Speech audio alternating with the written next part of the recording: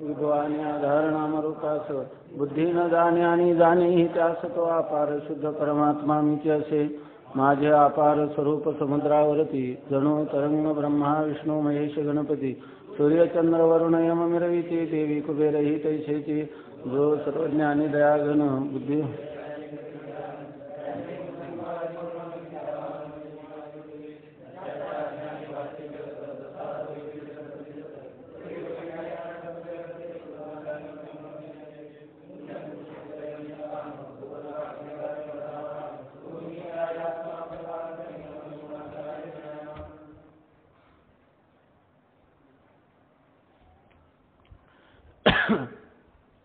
कैलास महाराजांनी काल प्रणव उपासनेचा प्रकार सांगितला.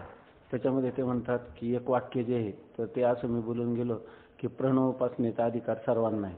तर प्रणव उपासनेचा अधिकाराविषयी विचार करताना वेदामध्ये ज्याने सर्व संग परित्याग केलेला आहे असा जो संन्यासी आहे तो संन्यासी हा म्हणजे स्त्री धन पुत्रादी इत्यादिकांचा विधीपूर्वक ज्याने त्याग केलेला आहे असा सर्व संगरहित परमहंस संन्यासी हा ह्या प्रणव उपासनेचा अधिकारी आहे असं सांगितलं. गृहस्थादी बहिर्मुख पुरुष प्रणव उपासनेचे म्हणजे इथं कोणती परब्रह्म रूपाने जी उपासना सांगितलेली आहे म्हणजे अपरब्रह्म म्हणजे सगुण उपासना आणि परब्रह्म म्हणजे निर्गुण उपासना. तर त्या निर्गुण उपासनेमध्ये अधिकार जो येतो संन्यासाचा आहे, गृहस्थाश्रमी बहिर्मुख पुरुषाचा नाही असं सांगितलं. असं ते म्हटले सांगा. तर असं हे शेवटच्या पंक्तीमध्ये लिहिलेलं पण आहे. आता या ठिकाणी त्यांनी सांगितलं ओंकाराचं ब्रह्मस्वरूपाने चिंतन करायचं आणि ब्रह्मरूप ओंकाराचं आत्म्याशी अभेद चिंतन करायचं. यासाठी त्यांनी सांगितलं आत्मा ब्रह्म आणि ओंकार या प्रत्येकाचे 4-4 पाद सांगितलेले. ओंकाराचे 4 पाद, आत्म्याचे 4 पाद आणि ब्रह्माचे 4 पाद म्हणजे अशी एक विभागाची कल्पना केलेली आहे. आणि त्याला 4 पाद किंवा त्याला 4 अंश असं देखील म्हणतात. आता त्याचा खाली तक्ता आहे तर हे पाठच केलं पाहिजे आणि लक्षात ठेवलं पाहिजे, सहज झालं पाहिजे आपलं हे नावं म्हणजे मग आपल्याला चिंतन करायला सोपं आहे याच्यामध्ये. तर पहिल्यांदा आत्म्याचे 4 पाद सांगतात. तर आत्म्याचे 4 पाद सांगत असताना विश्व, तेजस, प्राज्ञ आणि साक्षी किंवा त्वमपद लक्ष असं त्याला म्हणतात. तर विश्व हे नाव कधी येतं? आत्मा जेव्हा स्थूल उपाधिवान होतो इथं त्याला विश्व असं म्हणतात. आत्म्याला जेव्हा सूक्ष्म उपाधिवान, आत्म्याला जेव्हा सूक्ष्म शरीराची उपाधी लागतो तेव्हा त्याला तेजस असं नाव येतं. आणि आत्म्याला कारण उपाधिवान म्हणजे कारण शरीराचा उपाधी लागतो तेव्हा त्याला प्राज्ञ असं म्हणतात. आणि जेव्हा उपाधी विवर्जित म्हणजे विश्व, तेजस किंवा प्राज्ञ स्वरूपात नाही म्हणजे स्थूल, सूक्ष्म आणि कारण या तिन्ही शरीरांच्या उपाधीने विवर्जित असं त्याचं निरुपाधिक जे शुद्ध स्वरूप असतं त्याला म्हणतात साक्षी असं म्हणतात. किंवा तेच काय आहे त्वम पदाचा लक्ष आहे. त्वमपद लक्ष, कुटस्थ, साक्षी याचा अर्थ एकच आहे. किंवा व्यष्टी अज्ञान अधिष्ठान चैतन्य किंवा अंतःकरण अधिष्ठान व्यष्टी अंतःकरण अधिष्ठान चैतन्य असं त्याला म्हणतात. तर हा झाले आत्म्याचे 4 पाद विश्व, तेजस, प्राज्ञ आणि साक्षी किंवा त्वमपद लक्ष. आता हे झालं व्यष्टीच्या दृष्टीनं आत्म्याला व्यष्टी उपाधी स्थूल, सूक्ष्म आणि कारण. आता ब्रह्माचे 4 पाद सांगतात. तर 4 पाद ब्रह्माचा एक आहे विराट, दुसरा हिरण्यगर्भ, तिसरा ईश्वर आणि चौथा ईश्वर साक्षी किंवा त्याला तत्पद लक्ष असं म्हणतात. तर ब्रह्माला जेव्हा समष्टी स्थूल शरीराची उपाधी लागते इथं एकट्यापुरती होती आणि इथं आता समष्टी आहे सार्वत्रिक. तर समष्टी स्थूल शरीराची उपाधी लागते ब्रह्माला तेव्हा त्याला विराट असं नाव येतं. जेव्हा समष्टी सूक्ष्म शरीराची उपाधी लागते तेव्हा त्या ब्रह्माला हिरण्यगर्भ असं नाव येतं. आणि जेव्हा त्याला समष्टी कारण शरीराची उपाधी लागते तेव्हा त्याला ईश्वर असं नाव येतं. आणि जेव्हा ह्या समष्टी तिन्ही शरीराच्या उपाधी नाहीत त्यावेळेला त्याचं निरुपाधिक किंवा शुद्ध स्वरूप जे आहे तर त्याला म्हणतात तत्पदाचं लक्ष किंवा त्याला म्हणतात ईश्वर साक्षी असं नाव आहे. आता ओंकाराचे 4 पाद. ओम त्याचे 4 पाद आकार, उकार, मकार आणि शुद्ध स्वरूप जे त्याला अमात्र किंवा परमात्मा स्वरूप असं म्हणतात.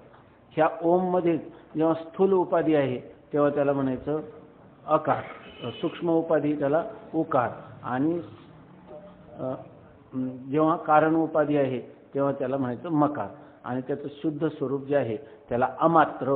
म्हणजे हे काय आकार उकार आणि मकार ह्या 3 मात्रा आहेत, आहे की नाही, आणि त्याचं जे शुद्ध स्वरूप आहे ते अमात्र आहे. म्हणजे मात्रा आकार नाही, उकार नाही, मकार नाही. माऊलीचं एक अभंग आहे ना, आकार उकार मकार असा एक अभंग आहे. तर त्याप्रमाणे हे जे स्वरूप आहे हे अमात्र असं स्वरूप आहे.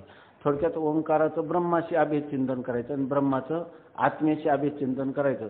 हे करत असताना हा विधी कसा आहे याच्यामध्ये, आता तुम्ही म्हणणार स्थूल उपाधिवानालाच विश्व का म्हटलं, स्थूल समष्टी उपाधिवानालाच विराट का म्हटलं तर शास्त्राने सांगितलं म्हणून त्याला तसंच म्हणायचं आणि चिंतनही तसंच करायचं. याच्यामध्ये आपण परवा चिंतन केलं, विधीपूर्वकच झालं पाहिजे, विश्वास ठेवून झालं पाहिजे, आग्रहाने किंवा प्रयत्नपूर्वक हे करावं लागतं. आता जिथं तुम्हाला विचाराचा प्रांत होता तेव्हा तुम्हाला स्वातंत्र्य दिलं होतं, पण विचाराच्या प्रांतात तुमचा प्रवेश झाला नाही बुद्धिमांद्यादी प्रतिबंधामुळं, आणि ब्रह्मज्ञानाच्या द्वारा मोक्ष व्हावा अशी तरी इच्छा आहे, तेव्हा त्याला दुसरा काही उपाय आहे का असं त्यांनी विचारलं. तर दुसरा उपाय सांगितला लयचिंतनाचा, आणि लयचिंतनाची जी प्रक्रिया आहे त्याच्यामध्ये प्रणवोपासनेचा प्रकार एक सांगतात. वरील कोष्टकात दाखविल्याप्रमाणे आत्म्याचे विश्व तैजस प्राज्ञ आणि त्वंपद लक्ष जीवसाक्षी असे 4 पाद आहेत. जीवसाक्षीस तुरीयही म्हणतात. आता आत्म्याचे ते 4 पाद सांगितले, विश्व तैजस प्राज्ञ आणि त्वंपद लक्ष, किंवा त्याला काय म्हणतात साक्षी, किंवा त्याचं तिसरं नाव काय आहे तुरीय असं त्याचं नाव आहे. जीवसाक्षी असं सुद्धा म्हणतात. इकडे जसा ईश्वर साक्षी तसं त्याला तुरीय स्वरूपाला जीवसाक्षी असं म्हणतात. तुरीय हे एक नाव आहे, साक्षी असं सुद्धा दुसरं नाव आहे. आता तसेच ब्रह्माचे विराट, हिरण्यगर्भ, ईश्वर आणि तत्पद लक्ष, ईश्वर साक्षी हे 4 पाद आहेत. ब्रह्माचे सांगितले, एक विराट, हिरण्यगर्भ आणि एक ईश्वर, आणि त्याला तत्पद लक्ष जे आहे त्याला 4था पाद जो आहे तो ईश्वर साक्षी असं त्याला म्हणतात. तसेच ओंकाराचे आकार उकार मकार आणि अमात्र असे 4 पाद आहेत. ओंकाराचे पुन्हा ओम मध्ये अ उ आणि म हे 3 पाद आहेत, आकार उकार आणि मकार. आणि 4था पाद जो आहे त्याला तुरीय, सगळ्या ठिकाणी त्याला तुरीय असं म्हणतात, किंवा जो 3च्या सापेक्ष 4था म्हणून त्याची गणना केली. वास्तविक तो स्वतः सिद्ध शुद्ध केवल असा आहे, परंतु त्याला एक नाव दिलेले की तुरीय, किंवा त्याला नाव दिलेले अमात्र, त्याला नाव दिले जीवसाक्षी किंवा ईश्वर साक्षी अशी नावं त्या तुरीय तत्वाला दिलेली आहेत. एकाच तत्वावर जेव्हा वेष्टी, समष्टी किंवा ओंकार या उपाधीची कल्पना केली असते ज्यावेळेला वेष्टी उपाधी त्याला सांगितलं त्यावेळेला त्या अमात्र स्वरूपाला विश्व तेजस प्राज्ञ अशी नाव आली, आणि समष्टी स्थूल शरीर, सूक्ष्म शरीर आणि कारण शरीराच्या उपाधीची ज्या वेळेला त्या शुद्ध स्वरूपाच्या ठिकाणी कल्पना केली तेव्हा त्याला विराट, हिरण्यगर्भ आणि आपलं ईश्वर अशी नाव आली, आणि त्याचं नाव ईश्वर साक्षी असं राहिलं. किंवा जो ओंकार आहे त्या ओंकाराच्या ठिकाणी जेव्हा स्थूल, सूक्ष्म आणि कारण या उपाधीची कल्पना केली, किंवा आकार उकार आणि मकाराची कल्पना केली, तेव्हा त्याच्या वास्तव शुद्ध स्वरूपाला या ठिकाणी अमात्र असं नाव आलं.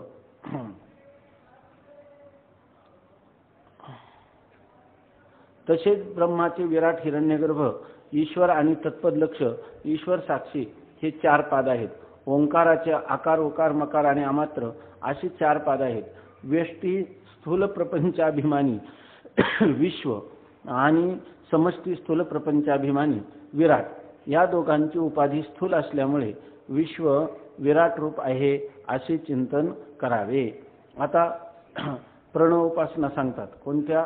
अपरब्रह्माची उपासना, या आपलं परब्रह्माची उपासना, पर म्हणजे निर्गुण ब्रह्माची उपासना, त्याच्यामध्ये हा प्रणवोपासनेचा प्रकार सांगत असताना ते म्हणतात की व्यष्टी स्थूल प्रपंचाभिमानी विश्व.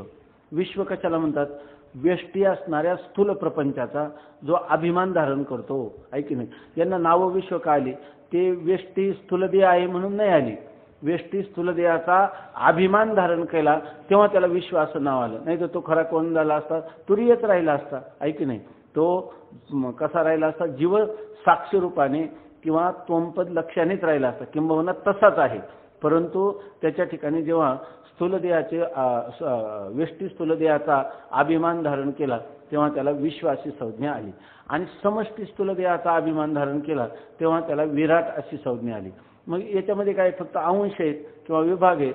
फक्त जर पाहिलं समष्टी स्थूल मधलाच व्यष्टी स्थूल आहे की नाही, मग व्यष्टी स्थूल अभिमानी असणारा, व्यष्टी स्थूल प्रपंचाचा अभिमानी असणारा जो विश्व आहे त्याचा समावेश खरा पाहिला तर काय, समष्टी स्थूल प्रपंचाचा अभिनिवेश धारण करणारा जो विराट आहे तो विराटाचाच हा एक भाग आहे. म्हणजे हे आहे व्यष्टी आणि ते आहे समष्टी. व्यष्टीचा अंतर्भाव समष्टीमध्ये होतो, म्हणून स्थूलाचा आपलं व्यष्टी स्थूल प्रपंचाचा अभिमान धारण करणारा हा जो विश्व आहे त्याचा समावेश कशामध्ये होतो, विराटामध्ये होतो.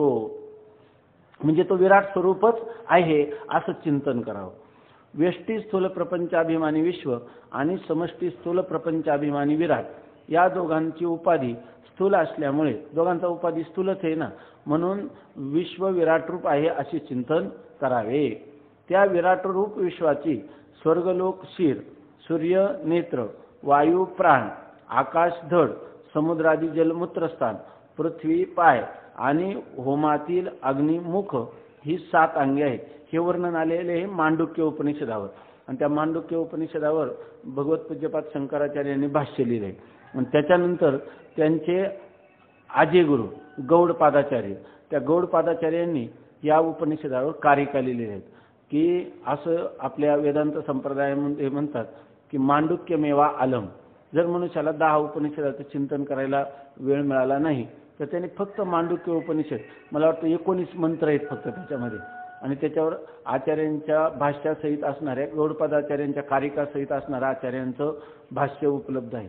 तेवढं जरी ज्या मनुष्याला जीवनामध्ये जास्त वेळ मिळत नाही त्याने फक्त मांडुक्य उपनिषदाच्या 21 मंत्राचं समजून चिंतन केलं जाणून, तर तो मनुष्य ब्रह्मज्ञानाचा अधिकारी होऊ शकतो. त्याला जीव ब्रह्मैक्य ज्ञान होऊन त्याला जीवनमुक्त अवस्था प्राप्त होते. म्हणून वेदांत शास्त्रामध्ये काहीतरी सर्व उपनिषदामध्ये मांडुक्य मेवा आलम, मांडुक्य उपनिषद एक चिंतनाला पुरेस आहे, त्याच्या सर्व उपनिषदांचं चिंतन झाल्यासारखं होतं.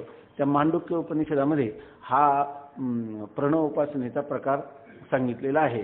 त्याच्यामध्ये त्याच्या अनुरूपच हे सर्व चिंतन ह्या विचारसागर ग्रंथामध्ये सांगितलेलं आहे. तर त्याच्या ठिकाणी सांगतात की आता तुम्हाला विराटाचं चिंतन करायचं.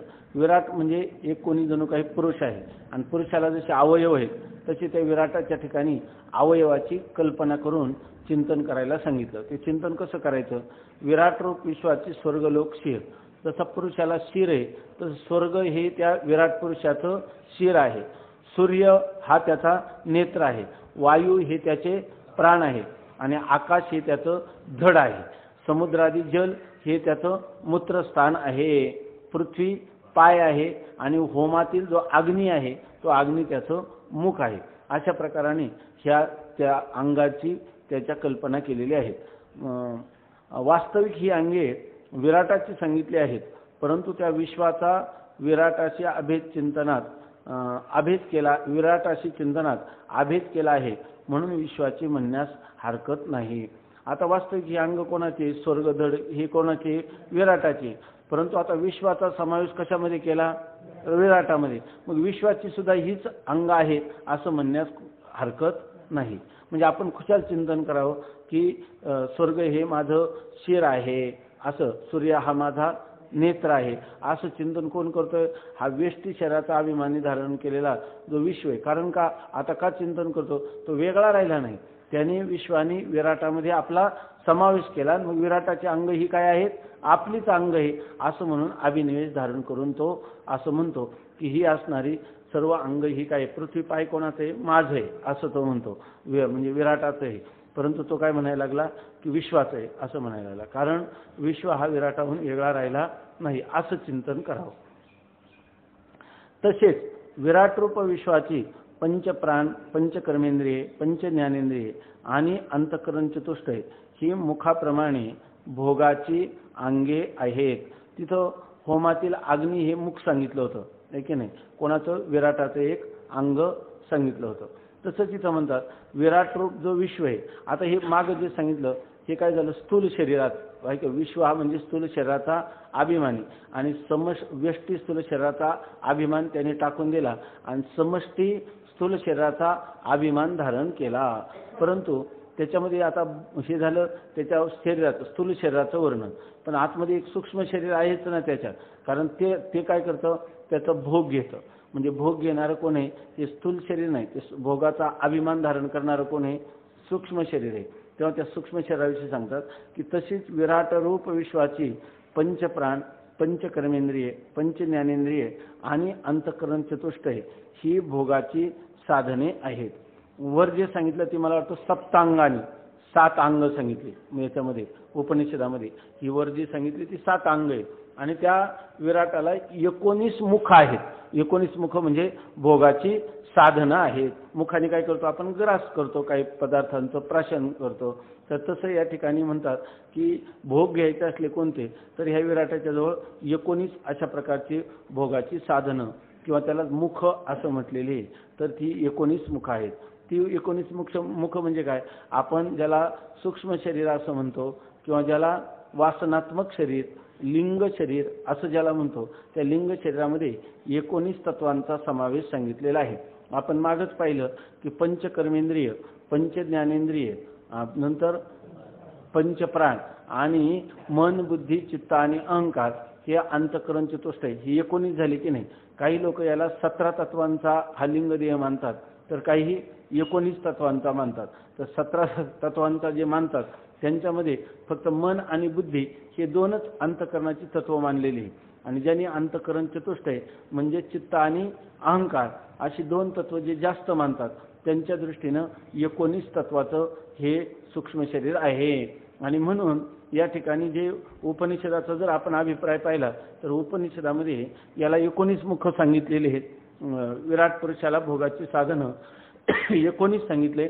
याचा अर्थ उपनिषद प्रणीत वेदांतामध्ये 19 मुख म्हणजे हे सूक्ष्म शरीर जे आहे त्याच्या ठिकाणी 19 तत्व मानलेले आहे.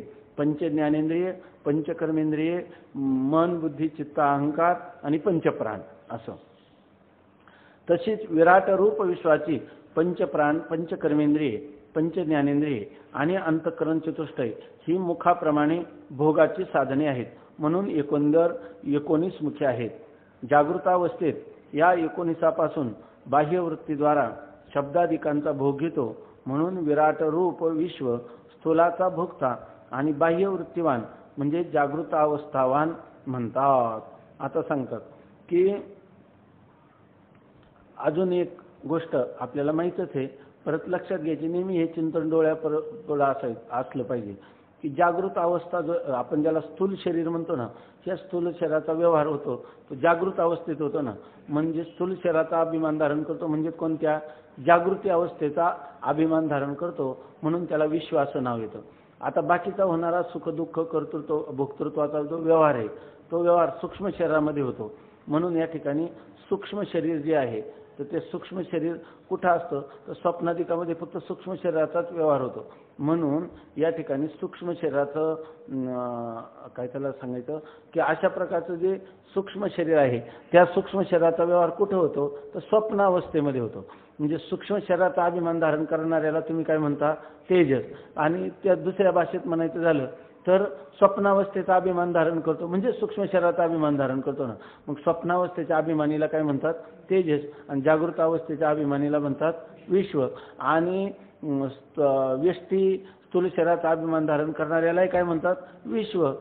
व्यष्टी स्थूल शरीराचा अभिमान धारण करणाऱ्यालाही विश्व आणि व्यष्टी सूक्ष्म शरीराचा अभिमान धारण करणाऱ्यालाही तेजस असं म्हणतात.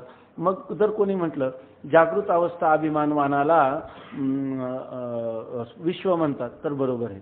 कोणी म्हणेल सूक्ष्म शरीरा अभिमानवानाला तेजस म्हणतात तर त्याचंही म्हणणं बरोबर आहे.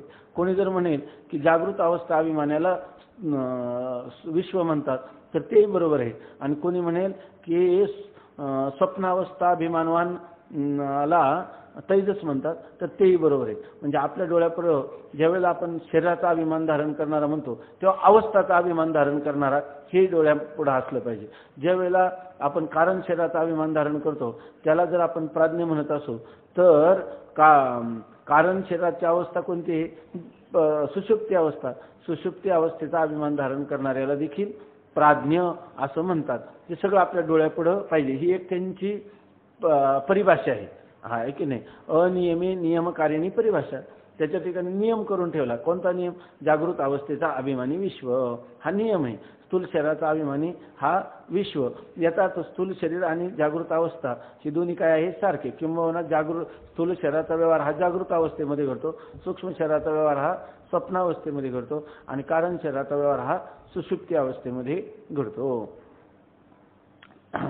तशीच विराट रूप विश्वाची पंचप्राण, पंचकर्मेंद्रिय, पंचज्ञानेंद्रिय आणि अंतःकरण चतुष्टय ही मुखाप्रमाणे भोगाची साधने आहे. मुख हे जसं भोगाचं साधन आहे तसं ही अंतःकरण चतुष्टय ही भोगाची साधनं आहेत विराट रूप विश्वाची. म्हणून एकंदर 19 मुखे आहेत. जागृतावस्थेत या 19 पासून बाह्यवृत्तीद्वारा शब्दाधिकांचा भोग घेतो म्हणून विराट रूप विश्व स्थूलाचा भोगता. आता हे स्थूल शरीराचा भोगता कोण आहे? विराट आहे. परंतु कसा आहे? तर जागृत अवस्थेमध्ये या 19 पासून जागृत अवस्थे असताना ही पंचज्ञानेंद्रिय, पंचकर्मेंद्रिय, पंचप्राण आणि अंतःकरण चतुष्टय या 19 मुखाच्या द्वारा जागृत अवस्थेमध्ये बाह्यवृत्तीद्वारा जागृत अवस्थेमध्ये याची वृत्ती काय असते? बाह्य. अंतःकरणाची वृत्ती इंद्रियांच्या द्वारा बाहेर जाते. म्हणजे ज्या अवस्थेमध्ये अंतःकरणाची वृत्ती इंद्रियांच्या द्वारा बाह्य जाऊन त्या पदार्थांचा भोग घेते ती अवस्था कोणती आहे? जागृत. आहे की नाही. ज्या अवस्थेमध्ये इंद्रिय काय करतात? आपल्या अंतःकरणाची वृत्ती इंद्रियाद्वारा बाहेर जाते आणि मग त्या पदार्थांचे ज्ञान करते किंवा त्याचा भोग घेते, त्यावेळेला तिला काय म्हणायचं? जागृत अवस्था असं म्हणायचं. आणि स्वप्नामध्ये काय होतं? वृत्ती बहिर्मुख म्हणजे बाह्य पदार्थाकडे जाता वृत्ती आतमध्येच पदार्थ निर्माण करते आणि त्याच्या आकाराची होते, त्याला काय म्हणतात? स्वप्नावस्था असं म्हणतात. आणि ज्या अवस्थेमध्ये ह्या जागृती किंवा स्वप्नातले पदार्थ हे पदार्थांची प्रतीती नसते, फक्त जागृत आणि स्वप्नातले जेवढे पदार्थ असतात ते पदार्थ आपल्या कारणामध्ये लीन झालेले असतात. आणि ज्या अवस्थेमध्ये फक्त अज्ञान आणि अज्ञानाने आवृत्त असणाऱ्या सुखाचा अनुभव येतो त्याला सुषुप्ती अवस्था असं म्हणतात. बरोबर आहे ना. ज्यामध्ये जागृत आणि स्वप्न प्रपंच आपल्या कारणामध्ये लीन झालेला असतो त्या अवस्थेला सुषुप्ती अवस्था असे म्हणतात. लक्षात येतं ना. जागृत अवस्थेत या 19 पासून बाह्यवृत्तीद्वारा शब्दाधिकांचा भोग घेतो म्हणून विराट रूप विश्व स्थूलाचा भोगता आणि बाह्यवृत्तीवान म्हणजे जागृत अवस्थावान म्हणतात. त्याला काय म्हणतात? हा जो विश्व आहे तो विराट रूप असणारा विश्व. कारण त्यांनी काय केलं? आपला स्वतः त्या विश्वाने काय केलं? आपला अंतर्भाव विराटामध्ये केला आणि मग तो ह्या विराट रूप विश्व हा या विषयांचा काय झालेला आहे? भोगता झालेला आहे. आणि त्याच्यामध्ये त्याची वृत्ती कशी आहे? बहिर्मुख झालेली आहे. आणि त्यावेळेला त्याला नाव काय देतात? बाह्यवृत्तीवान म्हणजे जागृत अवस्थावान म्हणतात. म्हणजे जागृत अवस्थावान भोगता कसा असतो? बाह्यवृत्तीवान असतो. किंवा बाह्यवृत्तीवान यालाच काय म्हणायचं? जागृती अवस्थावान असं म्हणतात. 19 मुखापैकी श्रोत्रादी 10 इंद्रिये आणि अंतःकरण चतुष्टय ही 14 यांना भोगकाली आपापल्या विषयाची आणि देवता अनुग्रहाची आवश्यकता असते. आपले हे जे वैदिक तत्वज्ञान आहे ना, हे तत्वज्ञानाच्या प्रांतात असो किंवा ज्याला आपण म्हणतो आपण उपासनेच्या प्रांतात असो, याच्यामध्ये खूप बारकावे आणि खूप गांभीर्य, खूप वस्तुनिष्ठता आणि गणितापेक्षाही तंतोतंतता, ज्याच्यामध्ये कोणतंच वैगुण्य नाही. वेदातले जे वाक्य आहे त्या वाक्यामध्ये एकही वैगुण्य नाही आणि दिसायला आपल्याला वरवर जर पाहिलं तर विशेष वाटत नाही. पण जर खऱ्या संपूर्ण आध्यात्मिक जीवनाचा चिंतन केला तर यांनी असे 19 मुखच का सांगितली, 7 अंगच का सांगितली, एकाला बाह्य अवस्थावान असं का म्हटलं, या प्रत्येक गोष्टीचं मर्म आहे. आणि हे जर आपण त्याप्रमाणे जो पुरुष विधिविश्वास आणि आग्रहपूर्वक ज्यावेळेला त्याची उपासना करतो परब्रह्माची, त्यावेळेला जेव्हा त्याला साक्षात्कार होतो किंवा त्याला त्याचा अनुभव येतो त्यावेळेला याची तंतोतंतता जाणवते. परंतु तोपर्यंत मात्र काय विश्वासपूर्वक आपण हे लय चिंतन किंवा प्रणवोपासना करीत राहणं हाच त्याला पर्याय आहे. कारण त्याचं फल आहे ना आता साधना करताना अदृष्ट आहे. आहे की नाही. मग जोपर्यंत फल अदृष्ट आहे तोपर्यंत काय लागतो, कोणते फल अदृष्ट असेल आणि ते प्राप्त करायचं तर विधीपूर्वक केलं पाहिजे, विश्वास असला पाहिजे आणि आग्रह असला पाहिजे, नंतर त्याचं फल प्राप्त होईल. दृष्ट फलाच्या बाबतीत हा नियम नाही. जर तुम्ही श्रवणादी करायला लागले तर तुम्ही यौक्तिक चिंतन करू शकता, शंका समाधान करू शकता, त्याच्यामध्ये विचारासहित येते. तर तो मशी महावाक्याचं जे तुम्हाला श्रवण केलेलं आहे ते विचारसहित श्रवण आहे. आता इथं विचार सोडून दिलेला आहे, विचार होत नाही, विचाराच्या द्वारा ते सूक्ष्म तत्व त्याच्या बुद्धीवर आरूढ होत नाही. अशा वेळेला उपनिषदांनी किंवा वेदांतांनी त्याला ब्रह्मज्ञानाच्या द्वारा जीवनमुक्त अवस्था प्राप्त व्हावी अशा प्रकारचा उपाय सांगितलेला आहे, आणि तो आहे या प्रणव उपासनेचा प्रकार. तर आपण हे पाहत होतो 19 मुखापैकी श्रोत्रादी 10 इंद्रिय आणि अंतःकरण चतुष्टय, म्हणजे 19 श्रोत्रादी 10 इंद्रिय म्हणजे श्रोत्रादी 5 ज्ञानेंद्रिय आणि उपस्थादी असणारी 5 कर्मेंद्रिय आणि अंतःकरण चतुष्टय. अंतःकरण चतुष्टय म्हणजे मन बुद्धी आदी हे अंतःकरण चतुष्टय, ही झाली 14. यांना भोगकाली आपापल्या विषयाची आणि देवतानुग्रहाची आवश्यकता असते. आता ही जी 5 ज्ञानेंद्रिय 5 कर्मेंद्रिय असली तरी सुद्धा जर त्यांना कोणत्याही विषयाचा भोग घ्यायचा झाला तर 2 गोष्टींची आवश्यकता आहे. एक ते विषय समोर पाहिजे, आहे की नाही. विषय जर समोर नसले तर विषयांचा भोग होईल का. मग भोग कालामध्ये विषय सन्मुख पाहिजे. आणि दुसरी गोष्ट, विषय सन्मुख असले तरी त्या इंद्रियांना आपापल्या विषयाचा भोग होईल असं नाही. त्यासाठी त्या इंद्रियांच्या अधिष्ठात्री देवता सांगितलेले आहे, सहाय्यक देवता सांगितलेले आहे. त्या इंद्रियांच्या अधिष्ठात्री देवतांची त्यांना सहाय्य पाहिजे. उदाहरणार्थ नेत्राची देवता कोण आहे, सूर्य आहे.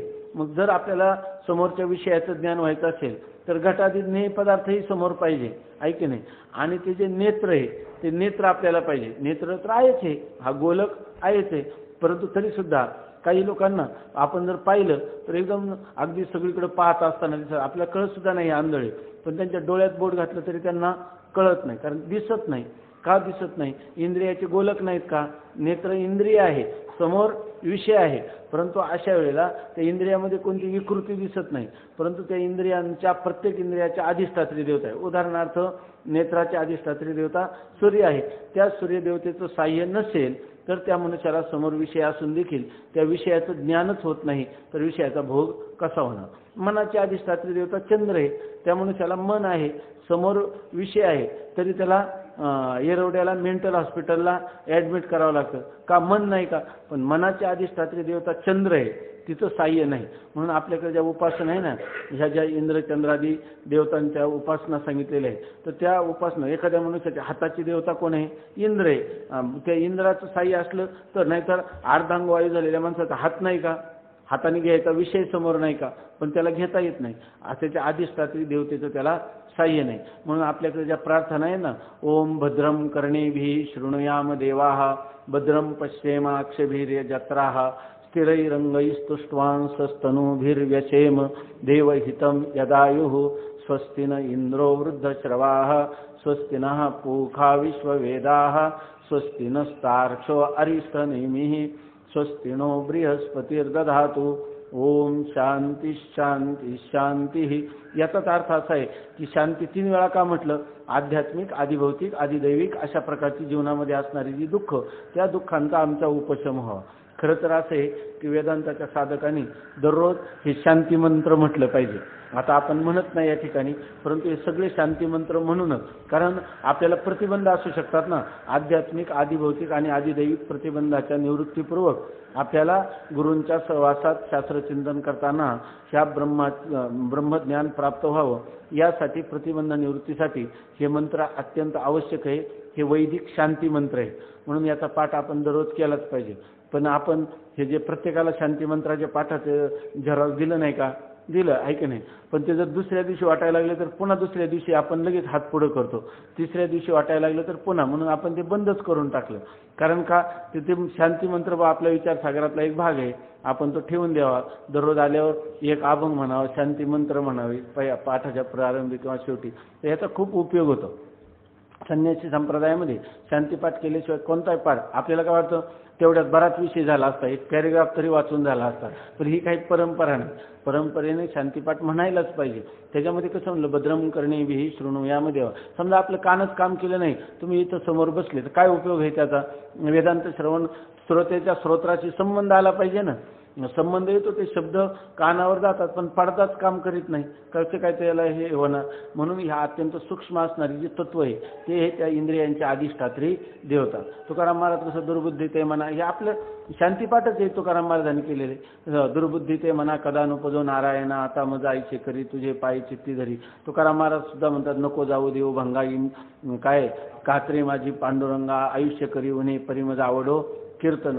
हे सगळ्यात महत्त्वाचं आहे. आपल्या वैदिक संस्कृतीमध्ये संत वाङ्मयामध्ये खूप आपल्या अभंगाच्या गाथा पहा सगळ्या, त्याच्यात प्रार्थनापरक अभंग कितीतरी अभंग प्रार्थनापरक आहे. प्रार्थनेचं फार महत्त्व आहे, कारण आपल्या जीवनात साधना करीत असताना इंद्रियांच्या अधिष्ठात्री देवतेचं आपल्याला साह्य पाहिजे. ते साह्य पाहिजे म्हणजे आपल्या हातामध्ये बळ देऊन करण्याला, शत्रूला आपल्याला प्रतिबंध करण्यासाठी पाहिजे, किंवा वाटेल तशा आकाशगमनाची सिद्धी पाहिजे, याच्यासाठी नाही. आपल्या ब्रह्मज्ञानाला साह्य असणारी जी इंद्रिय आहे त्या इंद्रियांचं साह्य झालं पाहिजे, मनाचं बुद्धीचं ह्या सगळ्यांचं साह्य झालं पाहिजे. बुद्धीच्या अधिष्ठात्री देवतेचं देखील कोणती बृहस्पती का तर तिचं सुद्धा आपल्याकडून पूजन झालं पाहिजे. कारण का हे सगळे प्रतिबंध निवृत्त झाले तर आपल्याला निर्वेद ब्रह्मज्ञान होईल. याच्यासाठी असं सांगतात की 19 मुखापैकी श्रोत्रादी 10 इंद्रिय आणि अंतःकरण चतुष्टय ही 14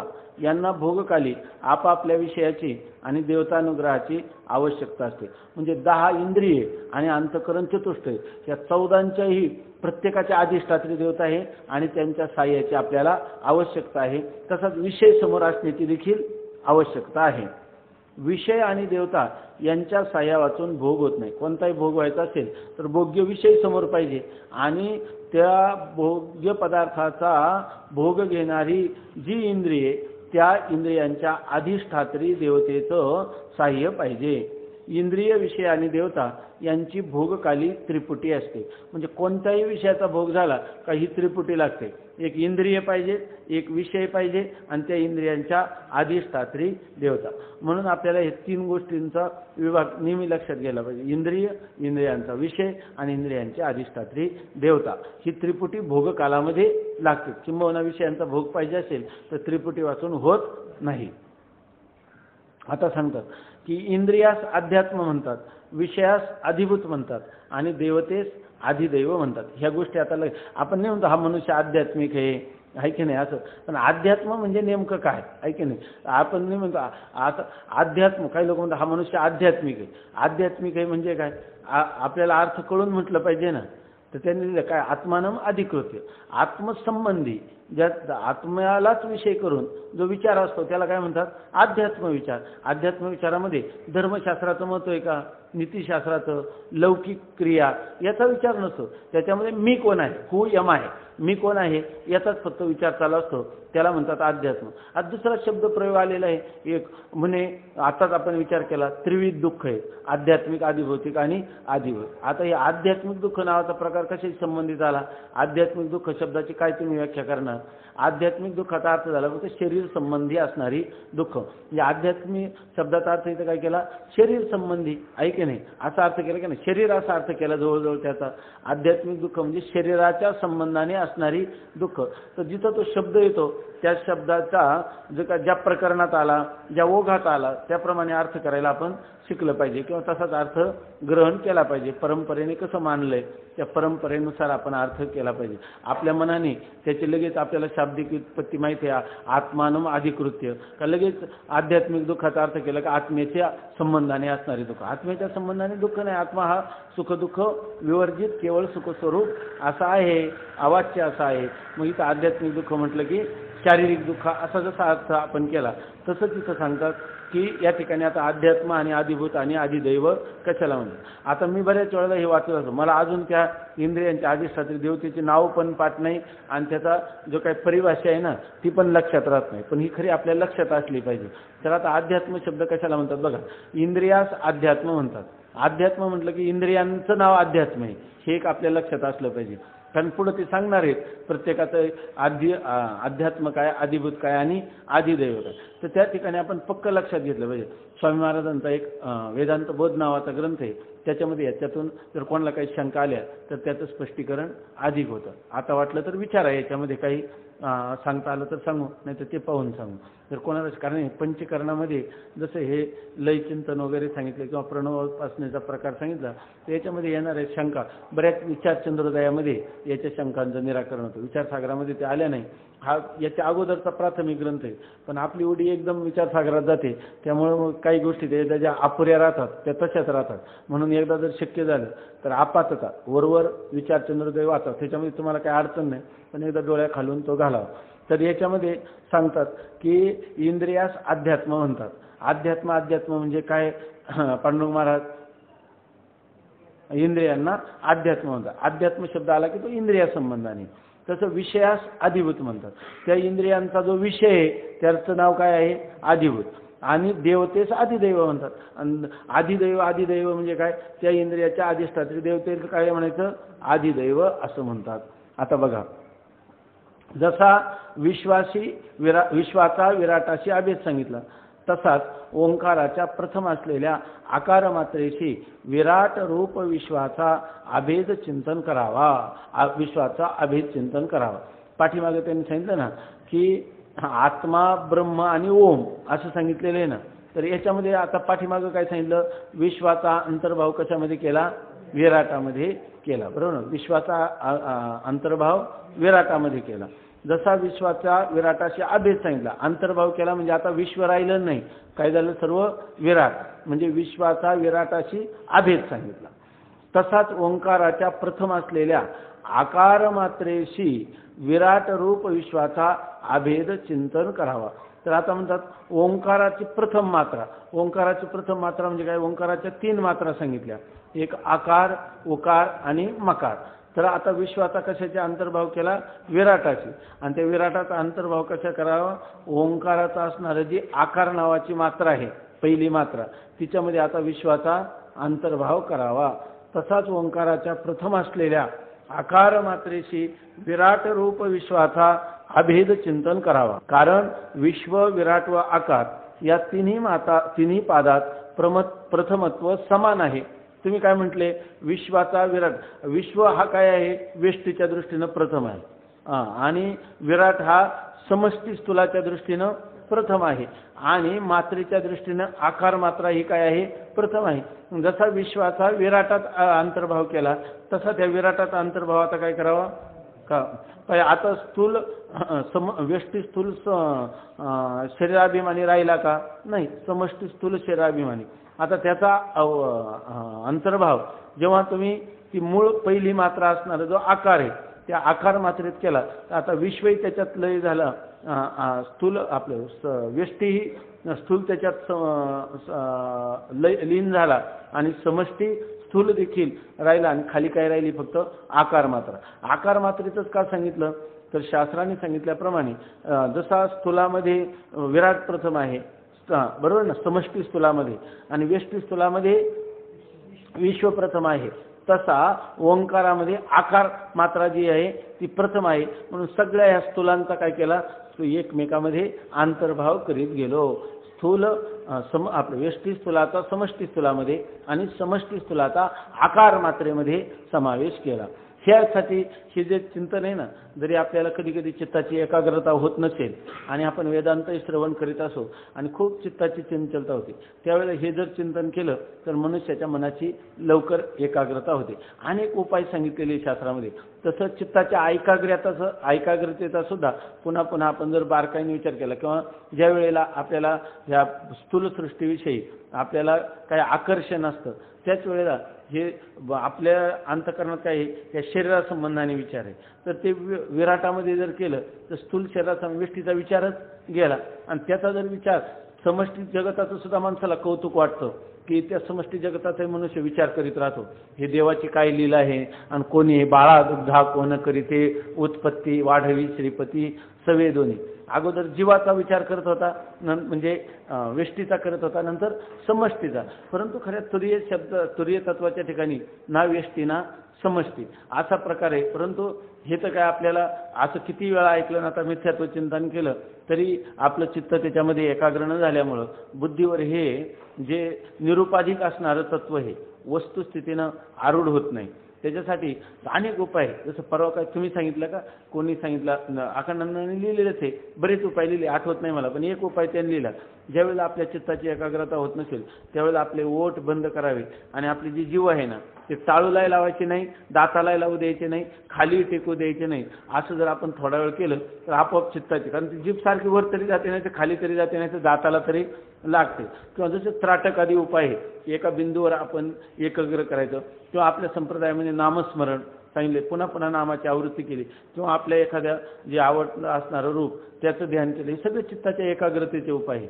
त्यापैकी अशा प्रकारची ही जी उपासना आहे ही सुद्धा जर आपण एकांतामध्ये एकाग्र रीतीनं बसलं आणि चित्ताचं या पद्धतीनं चिंतन करण्याचा प्रयत्न केला तर माणसाच्या चित्ताची एकाग्रता होते. आणि चित्ताची एकाग्रता जी आहे ही वेदांत श्रवणासाठी लागते. म्हणून दिवसातून आपण कधी जर अशा प्रकारचं चिंतन केलं आणि मग जर वेदांत श्रवणाला प्रवृत्त झालो तर ते सिद्धांत जे ते लवकर आपल्या बुद्धीवर आरूढ होतात, कारण विक्षेप त्या ठिकाणी जास्त होत नाही, चित्ताचं चांचल्य आपल्याला होत नाही. त्याप्रमाणे ह्याचा उपयोग तसा पण करून घेता येतो आपल्याला. इंद्रियास अध्यात्म म्हणतात, विषयास आधिभूत म्हणतात आणि देवतेस आदिदैव म्हणतात. जसा विराटाशी अभेद सांगितला तसाच ओंकाराच्या प्रथम असलेल्या आकार मात्रेशी विराट रूप विश्वाचा अभेद चिंतन करावा. कारण विश्व, आकार, विराट व आकार या तिन्ही पादात प्रथमत्व समान आहे. आता ते काय म्हणतात, तुम्ही म्हणाल की कसं काय त्याचा समावेश केला, तिन्हींच्यामध्ये तिन्ही प्रथम पादत्व जे आहे तिन्हीमध्ये समान आहे की नाही. तुम्ही म्हणाल तिन्हीमध्ये त्याच्यामध्येच का केला, हां यालाच विधी. आम्ही सांगतो असंच आहे, तिन्ही पादत्व समान आहे हे सुद्धा कोणी सांगितलं, आम्हीच सांगितलं. तुम्ही फक्त काय करायचं, आता तो विधी आहे म्हणून त्याचा स्वीकार करायचा नाही, इथं काही डोकं चालवायचं नाही असंच का. आणि आम्ही विश्वाचा आपलं विराटामध्ये अंतर्भाव केल्याऐवजी हिरण्यगर्भ सुद्धा ते एकाच तत्वाला नाव आलेले आहे ना, हिरण्यगर्भामध्ये करू. आम्हाला वाटलं जरा त्या याच्यामध्ये ईश्वराशी करू, आहे की नाही. असं नाही करायचं. आता तुम्हाला एकदा तुम्ही विचाराचा प्रांत सोडून दिला, विचाराचं करायला बसलं पण तुमचं तर काय त्याच्या ठिकाणी तेवढी योग्यता नाही, मग आता तुम्हाला आम्ही विधीपूर्वक अशा प्रकारचं ध्यान किंवा अशा प्रकारची प्रणवोपासना करा म्हणून जेव्हा सांगतो तेव्हा जसं सांगितलं तशी करायची, त्याच्यामध्ये काही अन्यथा करायचं नाही. प्रथमत्व समान आहे म्हणून विराट व विश्व यांच्या आकार मात्रेचे अभेद चिंतन करावे. आता विराट आणि विश्व हे दोन्ही काय आहेत, आकार मात्र, म्हणजे केवळ आकारच आहे असं चिंतन करावं. वर जी 7 अंगे व 19 मुखे विश्वाची सांगितली तीच तैजसाची समजावी. आता तुम्ही सप्तांग म्हणजे 7 अंग सांगितली आणि 19 मुख सांगितली, ती कोणाची सांगितली, विश्वाची सांगितली, आहे की नाही. मग आता ते म्हणतात जी विश्वाची सांगितली त्या तैजसाचं काय आहे, तैजसाला म्हणजे सूक्ष्म शरीर ज्याला आपण सूक्ष्म शरीराचा अभिमानी तैजस आहे, त्या तैजसाला सुद्धा काय सांगायचे, स्वप्न जेव्हा पडतं तेव्हा असंच एक स्थूल शरीर असतं स्वप्नामध्ये आणि त्याच्यामध्ये विचार चालूच असतो, म्हणजे तिथेही सूक्ष्म शरीर आहेत की नाही. मग तिथेही सूक्ष्म शरीराची 19 अंग आहेतच आहे आणि तिथेही स्थूल शरीर आहेच आहे. मग त्या ठिकाणी स्थूल शरीराला काय सांगितले, 7 मुख सांगितले, बरोबर ना. आणि आपलं 19 मुख सांगितले आणि 7 त्याचे काय सांगितले, अंग सांगितले. पृथ्वी हे त्याचं काय सांगितलं, पदस्थानी पायाच्या ठिकाणी, आणि शिव हे काय आहे, मस्तक, आपलं काय स्वर्ग हे त्याच्या मस्तकाच्या ठिकाणी. हे जसं तुम्ही समष्टीचं त्या ठिकाणी चिंतन केलं, आहे की नाही, तर आणि त्याची मुखकृती सांगितली 19 सांगितली, बरोबर ना. तशीच सूक्ष्म शरीरामध्ये सुद्धा काय आहे, 19 मुख आणि सप्तांग. मग तुम्ही म्हणजे तिथेही तितकीच आणि इथेही तितकीच, मग दोन्हीमध्ये फरक काय, तर ते सांगतात. वर जी 7 अंगे व 19 मुखे विश्वाची सांगितली तीच तैजसाची समजावी. फरक इतकाच की विश्वाची ईश्वर रचित आहे आणि तैजसाची मनोमय आहे. आता हा फरक काय असं जर कोणी शंका करेल तर विश्वाची जी मुख आहेत हे मन, बुद्धी, चित्त, अहंकार, पंचज्ञानेंद्रिय ही कोणी दिलेली, त्याला जागृत अवस्थेमधले तर सगळी ईश्वराने रचलेली. आणि स्वप्नामधली ईश्वराने रचलेली का, स्वप्नामधली सृष्टी मनोमय सृष्टी आहे आणि जागृतीतली सृष्टी ही काय आहे, ईश्वर रचित सृष्टी आहे, आहे की नाही. हा फरक आहे की नाही त्याच्यामधला. स्वप्नामध्ये सुद्धा विषय जेव्हा भोग होतो तेव्हा स्वप्नामध्ये सुद्धा विषय असावेच लागतात, इंद्रिय असावेच लागतात. इंद्रियांच्या अधिष्ठात्री देवता देखील तिथं असतातच, नाहीतर भोग होईलच कसा, आहे की नाही.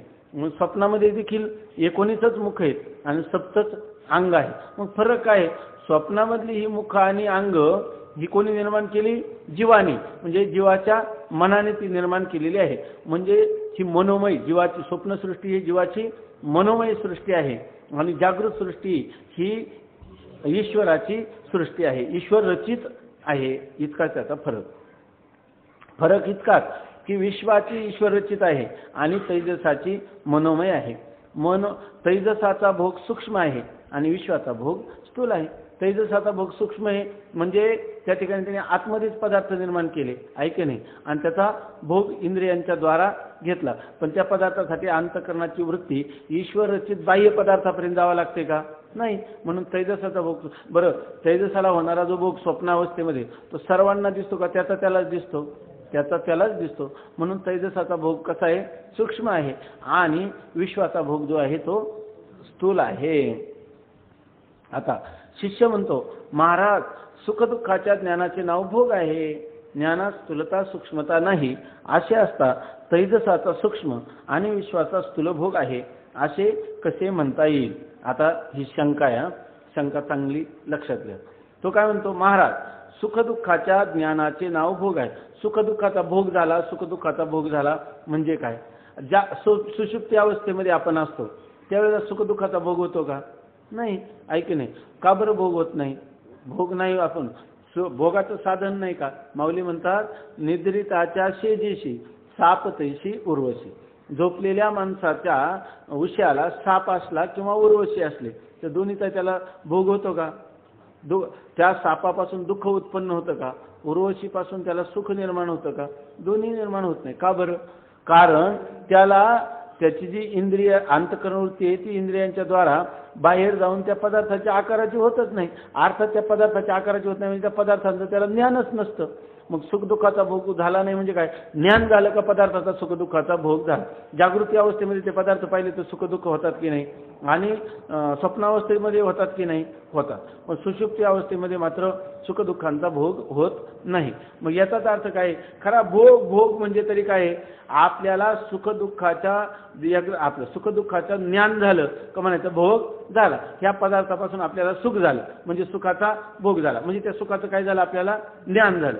आपल्याला दुःख झालं, दुःखाचा भोग झाला. कधी? त्या पदार्थाचा भोग. आता सुषुप्तीमध्ये एखादा मनुष्य ऐके नाही तर त्याला झोपेमध्ये साप चावला, ऐके नाही, त्याला माहीत सुद्धा नाही, तो झोपलेला आहे. मग त्याला दुःखाचा भोग झाला का? नाही. कारण का? त्याला साप चावल्याचं ज्ञानच नाही. म्हणजे खरं काय? सुखदुःखाचं ज्ञान होणं यालाच म्हणायचं सुखदुःखाचा भोग. फार मोठं मार्मिक चिंतन आहे, ऐके नाही. मनोविज्ञानाच्या दृष्टीनं माणसाला सुख होतं आणि दुःख. अरे सुख आणि दुःख काय? ज्याच्यामध्ये जर त्या मनुष्याला सुखदुःखाचा भोग झाला नाही. आता एखाद्या मनुष्याचं शल्य शास्त्र विशारद म्हणजे सर्जन ते त्याचं ऑपरेशन करतात, ते त्याला बोल देतात, ऐक नाही. मग तो काय म्हणतो? मला काहीच कळलं नाही. मग त्याला दुःख किती? आता त्याला साक्षात त्या शस्त्राने ते चिरतात आणि तरी त्याला काहीच होत नाही. कारण का? त्याला त्या ज्ञान झालं नाही ना.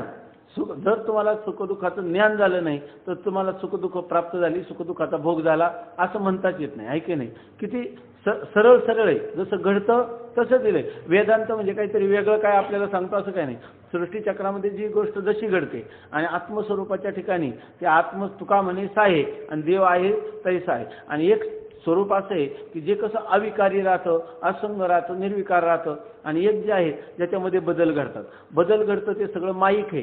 ज्याच्यामध्ये परिवर्तन घडतं, परिणाम घडतो ते सगळं माईक आहे. आणि एक अपरिणामी असं ह्या विश्वाच्या बुडाशी एक तत्व आहे, ज्या तत्वाला ब्रह्मचैतन्य असं म्हणतात. असंग असणारं काही बाही असं प्रकारचं जे तत्व आहे त्याचं वर्णन करतात, ऐकणे नाही याच्यामध्ये.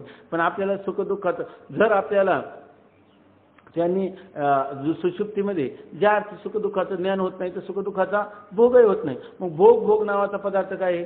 सुखदुःखाचं ज्ञान हाच त्याचा काय आहे? भोग आहे. सुखदुःखाच्या ज्ञानाचे नाव भोग आहे. ज्ञानात स्थूलता सूक्ष्मता नाही. बघा बरं का, ह्या जर प्रक्रिया आपण कळून घेतल्या ना तर जगामध्ये मोठ्या असं म्हणलं तर चालेल का सर, मानसशास्त्रज्ञांना देखील ह्या गोष्टीचं कोडं पडलेलं असतं. नेमकं सुखदुःखाचा भोग होतो म्हणजे काय? सुख कोणाला दिसले, दुःख कोणाला दिसले, त्याचा भोग होताना नेमकं कोणत्या इंद्रियाच्या द्वारा कुठं चालला काही दिसत नाही. आणि दुःख टाळावं आणि सुख प्राप्त व्हावं याच्यासाठी ते यावत सगळ्या मनुष्य मात्रांचे प्रयत्न चालू आहेत. पण सुखदुःखाचा विचार नेमका काय आहे हे कळत नाही. म्हणून आपलं भाग्य आहे की आपल्याला ह्या ज्या प्रक्रिया आहेत ह्या प्रक्रिया जर इदम इत्थम ठाम रूपाने जर आपल्याला कळल्या तर आपल्या जीवनात इतकी निस्संदेहता येते की त्याच्याबद्दल काहीच नाही. सुखदुःखाचं ज्ञानाचंच नाव भोग आहे. तर तुम्ही म्हणाल की मी निर्विकल्प समाधी करीन ज्या ठिकाणी जसा सुषुप्ती आहे त्याला काय म्हणतात माहिती आहे का? चांगदेव 65 मध्ये थोडं चिन्ह सुषुप्तीवर जागृती अवस्था करणं. सुषुप्तीमध्ये सुखदुःखाचा भोग होत नाही का? सुखदुःखाचं ज्ञान नाही. तसंच जर आम्हाला सुखदुःखाचा भोग होत असेल तर सुखदुःखांचं ज्ञान होऊ नये म्हणून आम्ही कुठे जाऊ? अधिष्ठान ब्रह्माच्या ठिकाणी आम्ही अंतःकरणाची वृत्ती स्थिर करू. आणि असं जर केलं तर सुखदुःखाचं ज्ञानच नाही तर सुखदुःखांचा भोग होईलच कसा? झाली की नाही मनुष्याची योगशास्त्रामध्ये प्रवृत्ती. आता सुखदुःखाचं ज्ञान नसेल तर सुखदुःखाचा भोग नाही. आम्ही असं म्हटलं सदा माझे डोळे जडो तुझे काय सदा माझे डोळे जडो तुझे मूर्ती विठो रखुमाईचे पती सोयर्या गोड तुझे रूप गोड तुझे नाम. ज्या वृत्तीला सुखदुःख होतात ती वृत्ती जर माझी इष्टदैवतेच्या चिंतनात रंगून गेली तर तुकाराम महाराज म्हणतात काय खातो आम्ही कास या सांगाते. जिजाबाईच्या भावाला ते खाल्लं तर जेवणच गेलं नाही कारण जिजाबाई आपलं मीठच टाकायचं विसरल्या ऐकी नाही. आणि तुकाराम महाराजांनी त्या ठिकाणी लाभारे बरकतारे भरपूर खाल्लं. तुकाराम महाराजांना त्याला झालं दुःख. तुकाराम महाराजांना सुखही झालं नाही दुःखही झालं नाही खाऊनही बसले का? त्या खाण्याची जी चव आहे ती जी काय मधुर आम्ल कटू तिखट काही ज्ञान नाही. समोर आले प्राणाचा धर्म आहे खाऊन मोकळे झाले. मग खरं का गोष्ट जिजाबाईला कसं लगेच वाईट वाटलं का? जिजाबाईनं खाऊन पाहिलं तर तिला खारट मिठट तिखट कळालं आणि यांना कळालंच नाही ऐक नाही. आता हा काही अध्यात्माचा विचार नाही वेदांत शास्त्राचा विचार नाही. पण मनुष्य जेव्हा सुखदुःखापासून पलायन करत असतो पण पलायनाचा उपाय त्याला सापडत नाही. अरे सुखदुःखाचं ज्ञान हाच काय आहे? त्या सुखदुःखाचा भोग आहे. मग ते ज्ञान होऊ नये असं वाटत असेल तर जी अंतःकरण वृत्ती सुखदुःखाकार होते त्याच्या भोगाकार होते तीच वृत्ती सुखदुःख ज्या ठिकाणी होतात ज्या अधिकरणात होतात त्याच्यामध्ये जर ती वृत्ती त्या अधिष्ठानात लीन झाली तर त्याला कशाला विचार होईल? भाडियाचे गोडे निजदामा आणि ता रोकडे आई गेले कोणीकडे येई पुढे स्मरेना तो अशी त्याची स्थिती होईल. अशा प्रकाराने किंवा काही लोक काय म्हणतात एक वृत्ती निघून गेली दुसरी वृत्ती आली नाही म्हणजे वृत्ती सुखदुःखाकार होत असते ना ती वृत्तीला निरुद्ध केलं म्हणजे चित्ताचा निरोध करावा अशी योगशास्त्राची प्रवृत्ती झालीच की नाही. ह्याप्रमाणे आपण अनेक किंवा काही लोक म्हणतात ह्या काय आहे मला पुन्हा पुन्हा माझ्या गेलेल्या समजा एखाद्याची पत्नी मरण पावली तिची आठवण झाली का दुःख होतं. मग तो काय म्हणतो मी आता मला कामात गुंतवून घेतले म्हणजे याचा अर्थ ती वृत्ती त्या वृत्तीला ते जे ज्ञान होतं त्याच्याऐवजी दुसऱ्या सुख अभिव्यक्त करणाऱ्या विषयाचं ज्ञान होऊ लागलं आणि त्याला भ्रम झाला की लगेच सुखाचा भोग झाला. सुखाचा भोग झाला का सुखदुःखाचं ज्ञान हाच त्याचा भोग आहे. सुखदुःखाचं ज्ञान हाच त्याचा भोग आहे. म्हणून प्रत्येक मनुष्याने आपलं तर फार भाग्य आहे ते आपल्याला फार कमी वयामध्ये शिवाय ज्ञानेश्वर महाराजांच्या चरणाजवळ आणि भगवती ज्ञानेश्वरी किंवा हे विचारसागरासारखे जे संप्रदाय पुरस्तर ज्याच्यामध्ये वेदांताचं साधन साध्याचं निरूपण केलेलं आहे अशा ग्रंथाचं चिंतन केलं पाहिजे. काही लोक म्हणतात खूप हे बहुश्रुत आहेत किंवा खूप मोठे वाचक कथा कादंबऱ्या वाचतात त्यांना ही गोष्ट कळेल का? बरं ज्या काही धर्मात शास्त्राच्या नियमात घडून जातात त्यांना हे कळेल का? केवळ उपासनेत घडून जातात त्यांना हे कळेल का? त्यांना हे कळणार नाही. याला वेदांत विचार जो आहे तो जो संप्रदाय काय 18व्या अध्यायात सांगितलं ना इदंते ना तपस्काय ना भक्ताय कदाचन न चा शवे वाच्यम न च माम किंवा अभ्यास येते. दुसरं काय आहे? हा ते तर आहे. तस्मात असंप्रदायिकत्वात सर्व शास्त्रविदापी मूर्खवत उपेक्षणीय. सगळ्या शास्त्रांत काय म्हणतात की आम्ही खूपच ब्रह्मसूत्राचं चिंतन केलं आणि ब्रह्मसूत्र कोणाचं हो तर म्हणतात आम्ही अनुभाष्य पाहिलं वल्लभाचार्यांचं. कोणी म्हणतात श्रीभाष्य पाहिलं त्या रामानुजाचार्यांचं. कोणी म्हणतात निंबार्काचार्यांचं काय ते सौरभ काय अद्वैत काय सौरभ ते भाष्य पाहिलं असं म्हणतात. हे जर ग्रंथ हातात पडले तर त्याला यथार्थ ज्ञान होईल का? आणि त्याला खऱ्या अर्थाने निसंदेहता प्राप्त होईल का? आपल्याला साक्षात वेदाचं अनुसरण करणारं व्यासाचार्यांचं वाङ्मय गीता ऐक नाही. ज्ञानेश्वर महाराज शंकराचार्य यांचं त्याच्यावर भाष्य आहे, ऐक नाही. ज्या व्यासांनी जगताच्या कल्याणासाठी अशा प्रकारचा ग्रंथ समुदाय आणि अगदी थोडक्यात ऐक नाही, जसं परीक्षेला असतं ना, ते आता जे मुलं अभ्यास करत नाही त्यांच्यासाठी काय असतं अपेक्षित, ते अपेक्षित फक्त ते 50 पानाचं पुस्तक वाचतात आणि फर्स्ट क्लास मिळून जातात, ऐक नाही. आणि जे सगळ्या संदर्भ ग्रंथासहित अध्ययन करतात ते नेमके नापास होऊन जातात, अशी स्थिती. असं हे अपेक्षित आपल्याला संतांनी करून ठेवलेले आहे की ज्याच्यामध्ये केवळ अद्वैत सिद्धांताचं प्रतिपादन केले. फक्त ते आपण मन लावून जाऊ द्या, पुढच्या जीवनात आपला काय अभ्यास हो नाही तर नाही हो, पण आता जे समोर आहे याची एक एक पद, याचं एक एक वाक्य, त्या मागच्या पुढच्याचं अनुसंधान, त्याचा समन्वय, मागच्या तरंगाचा पुढच्या तरंगाशी, मागच्या परिच्छेदाचा पुढच्या परिच्छेदाशी, अशा प्रकारे मागच्या पदाचा पुढच्या पदाशी जितकं आपल्याला झटता येईल त्याच्यामध्ये तितकं जर आपण प्रयत्नपूर्वक हे केलं तर खूप मोठा आनंद आपल्याला मिळणार आहे. भले आपण मोठे शास्त्रकार होणार नाही किंवा मोठ्या मोठ्या विद्वानांच्या सभेत आपल्याला काही स्थान मिळणार नाही, परंतु आत्मवेत्याच्या सभेत मात्र आपल्याला पाठीवर थाप पडेल. त्याच्यामध्ये मात्र लोक म्हणतील की काय आम्ही पण भरपूर केलं आणि शेवटी तिथंच यावं लागतंय, ऐकी नाही. आणि तिथं तर तुम्ही आहातच. मग तुम्ही विचारसागरातच फक्त चिंतन केले तर सगळ्या प्रस्थांतरीचं वार्तिकांत काय ब्रह्मविद्या तिथपर्यंत अध्ययन केले, ह्या गोष्टीला काही महत्त्व नाही. त्याच्यात पण असं आहे की आपल्याला उद्याचं आपलं आयुष्य किती राहील, आपल्याला कोणत्या प्रकारचे प्रतिबंध येतील, आपल्या विद्याध्ययनात काय विघ्न येतील, हे काहीच आपल्याला माहीत नाही. आता सध्या जे निर्विघ्नपणे आपलं चाललंय याच्यातच आपण काय शुभस्य शीघ्रम. आता याच्यात आपण असं नाही म्हणायचं का पुढच्या वर्षी पुन्हा विचारसागर ऐकू, असे इथं आमचे हे कैलास महाराजांनी आहेत 7-7 वेळा 5-5 वेळा, पण आपण असा विश्वास ठेवायचा नाही की पुन्हा पुन्हा आपल्याला ऐकायचं, असं नाही. एकाच वेळेला काय आहे ते करू, पुढच्या वेळेला याचं आपण दुसऱ्याला सांगू, आपण आत्मचिंतन करू. अशा प्रकाराने खूप एकाग्रतेनं इथंच चिंतन केलं पाहिजे. आता कालच कोणतरी म्हटलं एकदा त्याच्या पाठीमागे लागलं का हात धुवून पाठीमागे लागायचं. विचारसागर एवढाच 1 वर्षाचा आपला कालावधी, त्याच्यातला 8 महिन्याचा कालावधी आपला गेलेलाच आहे. आता फक्त तो तर आपण सार्थकी लावलेलाच आहे. राहिलेले जे 4 महिने आहेत याच्यामध्ये बरोबर त्याचं चिंतन करायचं. तर आता सांगतात महाराज सुखदुःखाच्या ज्ञानाचे नाव भोग आहे. ज्ञानात स्थूलता आणि सूक्ष्मता नाही. आता ज्ञानामध्ये काय स्थूल आहे का, आणि ज्ञान काय स्थूल आहे का ज्ञान सूक्ष्म आहे? स्थूल सूक्ष्म विभाग ज्ञानामध्ये आहे का? नाही. आणि मग तुम्ही कसं म्हणता तैजसाचा सूक्ष्म आणि विश्वाचा स्थूल भोग आहे. तुम्ही म्हणतात विषय भोगाचं बाबतीतही त्याचे वर्गीकरण करतात. विश्वाचा भोग कसा आहे? स्थूल आहे. आणि तैजसाचा भोग कसा आहे? सूक्ष्म आहे. वास्तविक तुम्ही आता काय सांगितलं, ज्ञानाचंच नाव काय आहे? सुखदुःखाचा भोग. पण ज्ञानामध्ये स्थूल आणि सूक्ष्म असं आहे का? ज्ञान ज्ञानच आहे. ज्ञान स्थूल ज्ञान आणि सूक्ष्म ज्ञान आहे का? ज्ञान म्हणजे कसं आहे? अवाच्य असणारं स्थूल सूक्ष्म कारण विभाग रहित आहे, हे ज्ञान आहे. हे त्याचं काय आहे? वास्तविक निरुपाधिक शुद्ध स्वरूपातलं आहे. असं असताना तुम्ही पुन्हा काय म्हणता की तैजसाचा भोग काय आहे? सूक्ष्म आहे आणि विश्वाचा भोग स्थूल आहे. असं कसं म्हणता येईल? असं त्यांनी सांगितलं. तर त्याचं उत्तर श्री गुरु देतात. त्याच्या अगोदर एक तक्ता सांगतात. तो तक्ता वाचतो. तर तो तक्ता असं सांगतात की अध्यात्म अधिभूत व अधिदैव या त्रिपुटीचे कोष्टक. पहिल्यांदा त्रिपुटी काय सांगितली? अध्यात्म अधिभूत आणि अधिदैव. अध्यात्म कशाला म्हणतात? इंद्रियांना, ऐक नाही. अधिदैव कशाला म्हणतात? त्या इंद्रियाच्या अधिष्ठात्री देवतांना. आणि अधिभूत कशाला म्हणतात? त्या इंद्रियांच्या विषयाला. असं. आता रूप आहे तर रूपाचं अध्यात्म काय आहे? इंद्रिय कोणतं आहे? रूपाचं नेत्र आहे. आणि त्याचा अधिभूत कोणतं आहे? त्याचा विषय आहे की नाही? विषय कोणता आहे रूपाचा? आपल्या नेत्राचा विषय कोणता आहे? रूप आहे. आणि त्याची अधिष्ठात्री देवता कोणती? सूर्य. असंच प्रत्येक सांगतात. मी हा तक्ता फक्त वाचून दाखवतो. याच्यासाठी काही आपल्याला तो पाठच करावा लागेल, लक्षातच ठेवावा लागेल. काही वेगवेगळं इथं काही त्याला समजावून द्यायचं असंही नाही काही. तर आता सांगतात अध्यात्म अधिदैव व अधिभूत या त्रिपुटीचे कोष्टक. बघा मी सरळ वाचतो, कोणाला काय वाटलं तर विचारा, नाही तर सरळच आहे. श्रोत्र हे इंद्रिय, त्याला काय म्हणायचं? अध्यात्म. त्याचा अधिभूत म्हणजे विषय कोणता आहे? शब्द. आणि त्याचा अधिदैव कोणतं आहे? दिशेची अभिमानी देवता. आता श्रोत्र झाले एक पंचज्ञानेंद्रियापैकी. दुसरा आहे त्वचा म्हणजे त्वग इंद्रिय. त्याचा अधिभूत कोणतं आहे? म्हणजे विषय कोणता आहे? स्पर्श. आणि त्याची देवता कोणती आहे? वायू. नंतर नेत्र हे इंद्रिय आहे. नंतर त्याचं रूप हे अधिभूत आहे आणि सूर्य हे त्याचं अधिदैव आहे.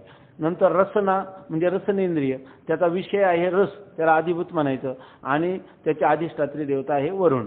आता घ्राणेंद्रिय त्याचा विषय आहे गंध, म्हणजे आधिभूत आहे गंध, आणि त्याचा अधिदैव्य आहे अश्विनी कुमार किंवा पृथ्वी देवता. तसं आता ही झाली पंचज्ञानेंद्रिय. यापुढे आता पंचकर्मेंद्रिय सांगतात. पंचकर्मेंद्रियामध्ये पहिल्यांदा आहे वाक इंद्रिय किंवा वाणी असं म्हणतात. त्याचा विषय कोणता आहे? वक्तव्य, बोलणं, आणि त्याच्या अधिदेवता कोणती आहे? अग्नी. आता हस्त हे दुसरं कर्मेंद्रिय आहे.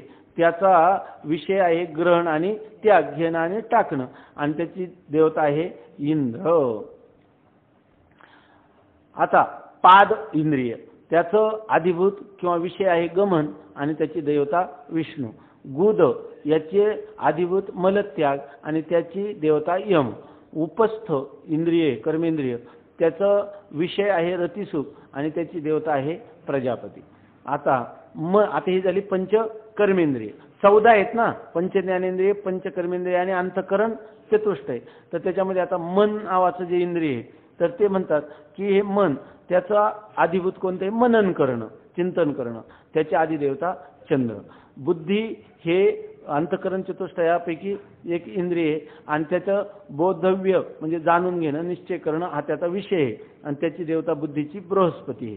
अहंकाराचा विषय म्हणजे मी देह आहे किंवा मी अमुक पाहतो, हा अहंकाराचा विषय आहे, की त्याचं काय आहे? अधिदैवत किंवा त्याचा विषय, आणि त्याची अहंकाराची देवता आहे रुद्र. तसंच चित्ताचा विषय काय आहे? चिंतन करणं, म्हणजे त्याला म्हणायचं अधिभूत, आणि त्याचा अधिदैवत चित्ताचं कोणतं आहे? साक्षी किंवा त्याला क्षेत्रज्ञ असं म्हणतात. ठीक आहे ना. आता ही जी शंका केलेली आहे, सुखदुःखाच्या नावाचे ज्ञान भोग आहे, आणि ज्ञानात स्थूलता सूक्ष्मता नाही, आणि आपण म्हणतात की तैजसाचा भोग सूक्ष्म आहे आणि विश्वाचा भोग स्थूल आहे, असं आपण जे म्हणतात ते कसं म्हणता, अशी त्या शिष्याने शंका केली. त्याचं चिंतन आपण उद्या पाहू. पुंडलिक वरदा हरी विठ्ठल.